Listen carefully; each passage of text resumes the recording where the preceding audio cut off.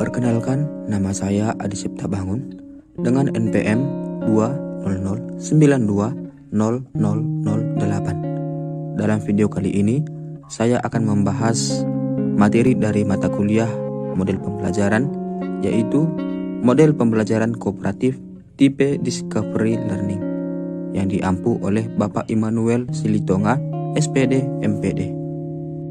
Yang pertama yang saya bahas adalah pengertian dari Discovery Learning. Model pembelajaran Discovery Learning merupakan pembelajaran yang disampaikan kepada siswa dan siswa akan memahaminya secara independen. Dalam hal ini, siswa akan diberi kemampuan cara menjadi seorang ilmuwan.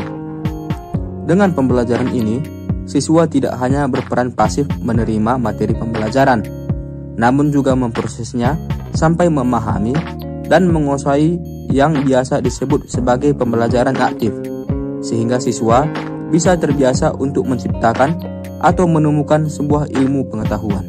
Menurut Ursupendi, model pembelajaran Discovery Learning merupakan model yang mengelola pembelajaran yang bisa membuat siswa mendapatkan ilmu pengetahuan secara mandiri dan belum diketahui oleh dirinya.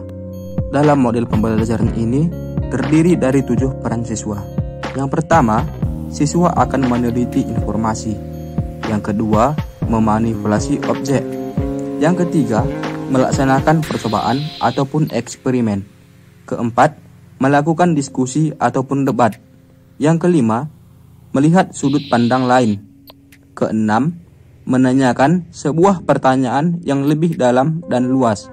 Dan yang ketujuh adalah mendiskusikan gagasan-gagasan pengetahuan yang telah didapatkan dengan guru. Dan peran guru dalam model pembelajaran ini adalah: yang pertama, memberikan tugas secara terbimbing dengan memanfaatkan berbagai teknik instruksional. Yang kedua, siswa dituntut untuk bisa menjabarkan gagasan mereka. Kemudian, guru akan mengomentari dan menilai gagasan tersebut. Dan yang ketiga adalah guru bisa memberikan contoh, cara, dan bagaimana sebuah tugas atau pertanyaan diselesaikan. Selanjutnya adalah jenis dan bentuk Discovery Learning. Discovery Learning ada 2 bentuk dalam implementasinya, yaitu yang pertama, Guided Discovery Learning atau pembelajaran penemuan terbimbing, yaitu bentuk yang memerlukan arahan guru sebagai penyedia dalam aktivitas pembelajaran.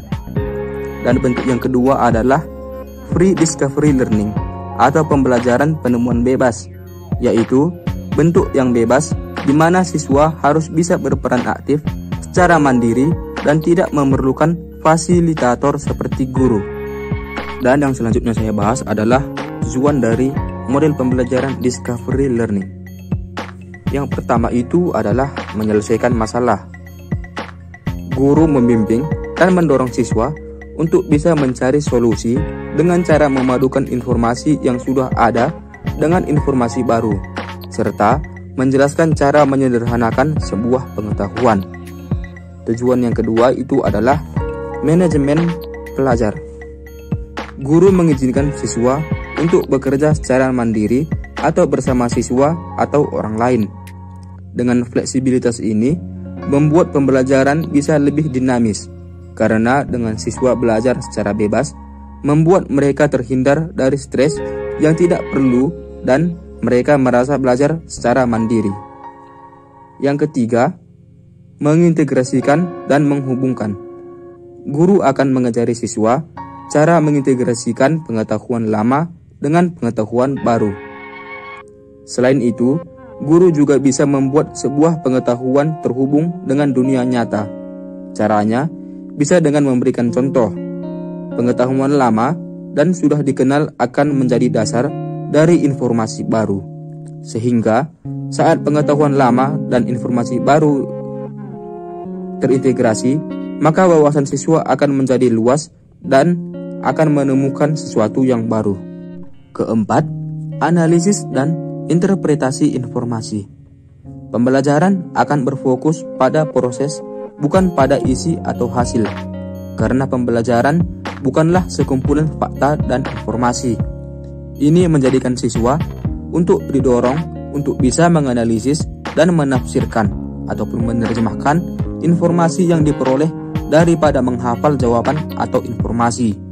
Dan yang kelima adalah kegagalan dan umpan balik. Belajar tidak hanya ketika kita menemukan jawaban yang benar, namun belajar juga ketika kita mendapatkan sebuah kegagalan.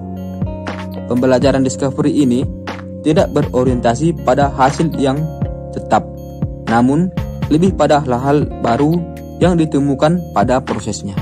Pembahasan yang terakhir adalah kelebihan dan kekurangan dari model pembelajaran discovery learning. Yang pertama adalah kelebihannya. Dalam kelebihannya terdiri menjadi 5 kelebihan. Yang pertama, dalam aktivitas belajar, siswa dan aktif. Ini dikarenakan mereka akan menyelesaikan permasalahan atau menemukan pengetahuan secara mandiri. Yang kedua, dengan model discovery learning, siswa akan menguasai pelajaran dengan secara mendalam. Ini dikarenakan siswa mencerna dan menemukan sendiri ilmu itu sehingga bisa lebih bertahan lama dalam ingatannya. Yang ketiga, dengan memahami dan menemukan secara mandiri akan memicu rasa puas.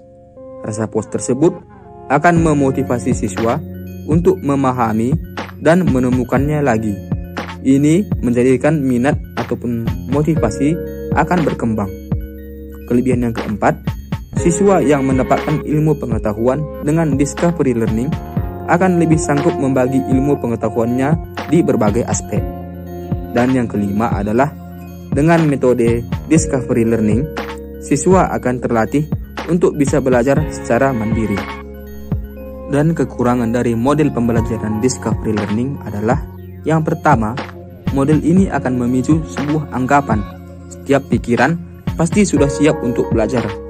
Namun untuk siswa yang lemah, mereka akan mendapati kesukaran dalam berpikir abstrak atau menjabarkan sebuah pengetahuan melalui tulisan maupun ucapan, sehingga siswa tersebut bisa terkuras mentalnya. Yang kedua, dalam prakteknya, model discovery learning kurang bisa mengcover jumlah siswa yang jumlahnya banyak. Ini disebabkan akan memakan waktu yang relatif tidak sedikit. Yang ketiga, esensi dalam model discovery learning akan tidak tersampaikan jika digunakan pada pola pikir guru dan murid yang sudah nyaman dengan metode lama. Jadi, gunakan metode penemuan ini dengan cara bertahap. Dan keempat adalah pembelajaran discovery lebih efektif bila digunakan untuk membangkitkan penguasaan dan pemahaman. Namun, dalam membangkitkan komponen keterampilan, konsep dan emosi pembelajaran kurang bisa memfasilitasi materi yang ditentukan oleh guru dalam model pembelajaran ini, yang mengakibatkan siswa tidak bisa memilih apa yang diinginkan dalam pembelajaran. Demikianlah yang dapat saya sampaikan dalam model pembelajaran kooperatif tipe discovery learning. Terima kasih.